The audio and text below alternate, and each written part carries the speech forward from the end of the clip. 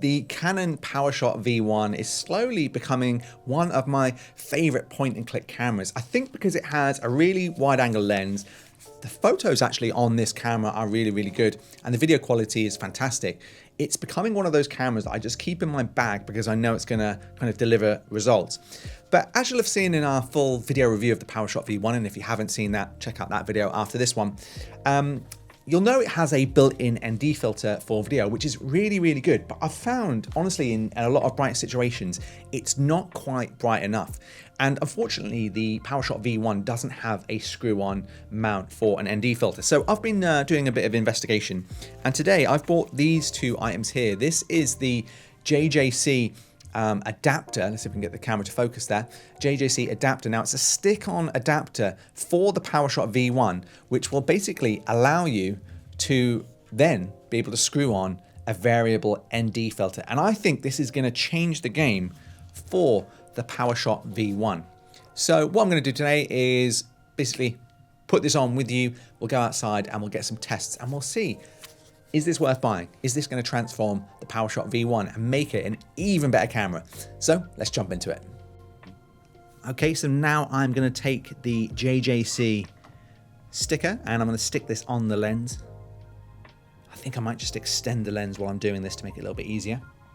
It's always a little bit scary putting something like this on your camera. Okay, now the glue has settled. This is the KNF Concept Variable ND filter, designed for the same width as this JJC adapter. And now let's put this on. And we now have a Canon Powershot V1 with a variable ND filter. Let's get outside and test it.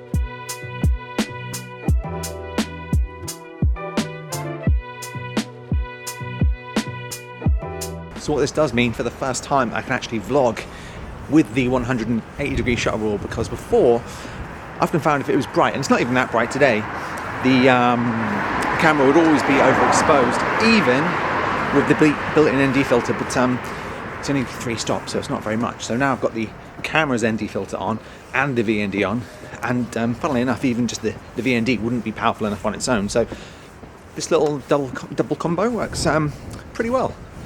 And it means we get that nice motion blur in the background, which should improve the overall viewing quality of the footage. What do we think?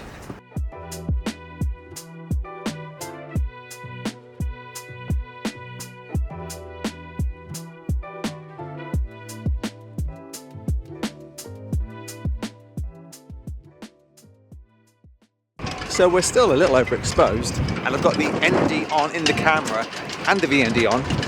F2.8, but it does mean we can get slightly blurrier backgrounds now, and the footage should look a little bit more cinematic, if you want to call it that.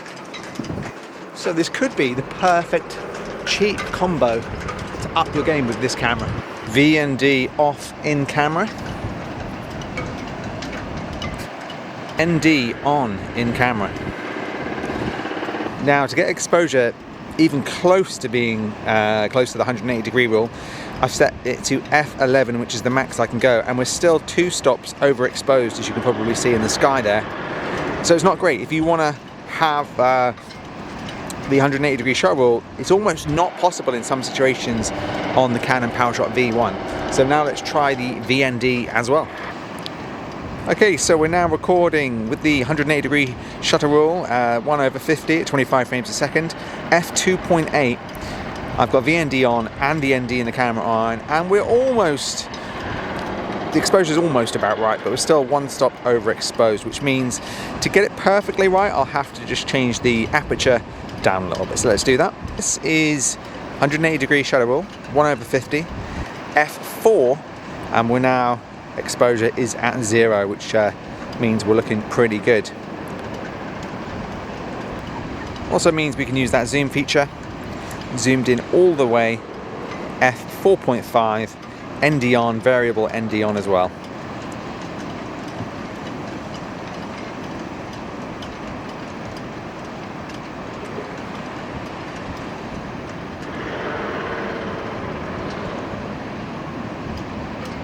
Back in the office, been using this for a few days, so my final thoughts from using the Powershot V1 now.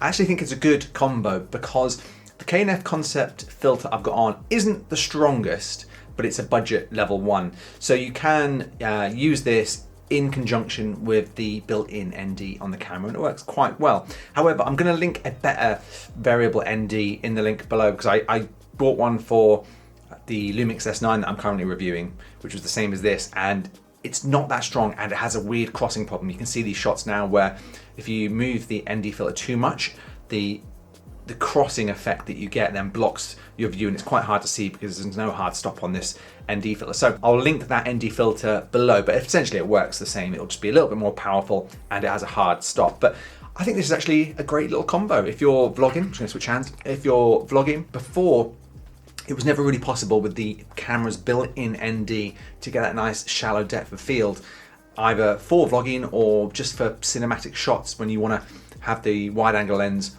as open as possible. So now you can achieve that. And what's great as well is if you look at the camera and I can see I'm suddenly overexposing as the sun's come out from the cloud, I can adjust this left and right.